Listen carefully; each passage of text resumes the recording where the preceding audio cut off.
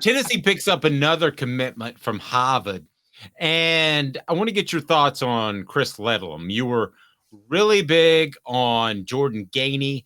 He's a spot up shooter tied to Tennessee. His dad's an assistant coach, so I don't know that it was a big coup in the transfer recruiting world, but it was a significant get and a guy that can shoot from outside. What do you think of Ledlum from Harvard? I think this is a weird pickup. I'm going to be honest, and makes no sense. And I'm 180ing everything I said yesterday when I thought Rick Barnes was finally learning to move to modernize his approach. He's looking for an Olivier Nkamhoua replacement, and he went for a 6'6" guy that could play the post, that could potentially stretch the court.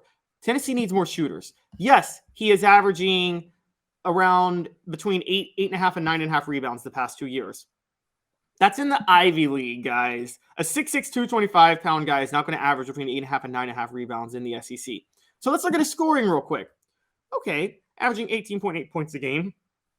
He's 29.4% from three, 63.3% for the 0.6% from the free throw line. And this is who you go for? I'm sorry, I don't get it at all. Again, the only way I could think this makes sense is if, again, Rick Barnes is going for defense because, defense wins championships, even though it's never won him a championship. And I don't get this pickup at all. And I don't think it's good for Tennessee. Let me ask you this.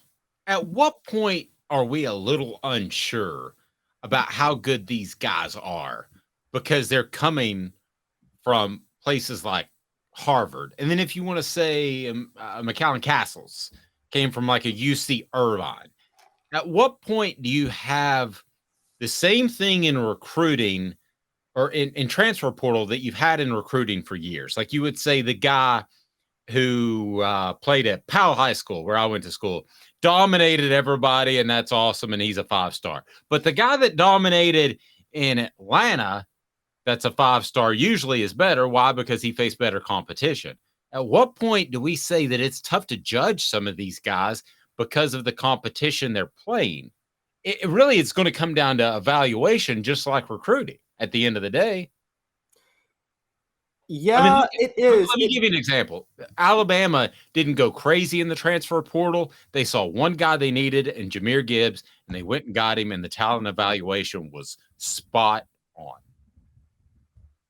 That is true. You're right. And talent evaluation, I guess the best one really good example of this would be, wasn't this what held back? Oh, I'm trying to remember. It's recruiting for me, but here's a great comparison. Daniel Brooks versus Patrick Willis, 2003. Remember that?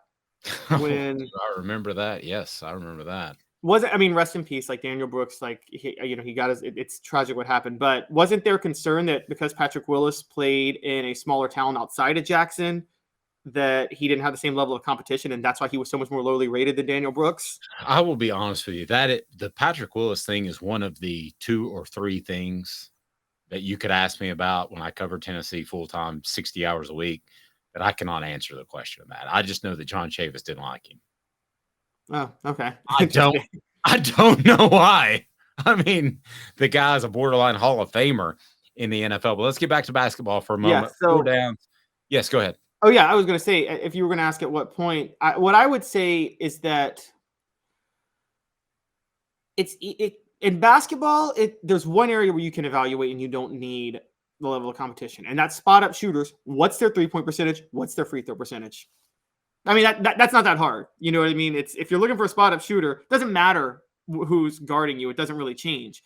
Yeah, but it's still easier to knock down a 3 against Yale than it is against Kentucky and Rupp. Not if you're going for a spot. Oh, you're talking about the fans and the crowd noise and things like that. Yes. Okay. Yeah, we don't.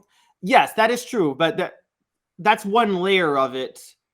And that probably does have an impact. But I think it's easier. It's just easier to evaluate that than it is a Chris Ledlum, who Rick Barnes went for size and defense and rebounding. It's easier to rebound against Yale bigs than it is against Kentucky bigs. On the message board, Barnes needs an offensive coordinator. Amen to that. Here we go. 4 downs brought to you by Campbell Cunningham Taylor and Hahn, Campbell Cunningham, Taylor and Hahn. Look at me. I've got no contacts, got no glasses. That's because I had LASIK. I can see far, I can see close. It is absolutely awesome. They'll do cataract surgery as well. And the cool thing about it is they're local doctors who can do your annual checkups too with their vision centers. Campbell Cunningham, Taylor and Hahn. Local. You need to know that because there's some other people that are just flying doctors in from all over. I still tell the story. Had my procedure on a Friday, and then on a Sunday, my doctor called, a Sunday evening, called just to say, hey, I wanted to check and see that everything's going well for you. And that was pretty awesome. You don't get that just anywhere. Campbell Cunningham, Taylor and Hahn, 4 downs, talking Tennessee hoops now. 4 downs. 4 questions. 4 answers. The Dave Hooker Show. 4 downs. A presentation of offthehooksports.com. All right, here we go. 4 downs. Scale of 1 to 10. How big of a get is Ledlum from Harvard for the basketball Vols? 2. All right. 2. How would you compare it to Gainey? Gainey's a much bigger get for the Vols. Okay. 3rd down. Will the Vols miss Olivier Comwa?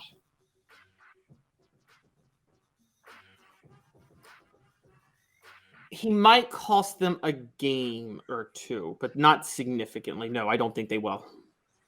Okay, so does Ledlum, 4th down, at all change your thoughts on Tennessee and what they could do? You said yesterday after Gainey, you said that Tennessee's still a 2nd-round loss team in the NCAA tournament and about the same as they did last year. I'm assuming that Ledlum doesn't change anything. No, Ledlum absolutely changes nothing for me. This is a complete waste of a pickup. This is a waste of a pickup, and Vescovi is a choke artist. So, rough on the Vols.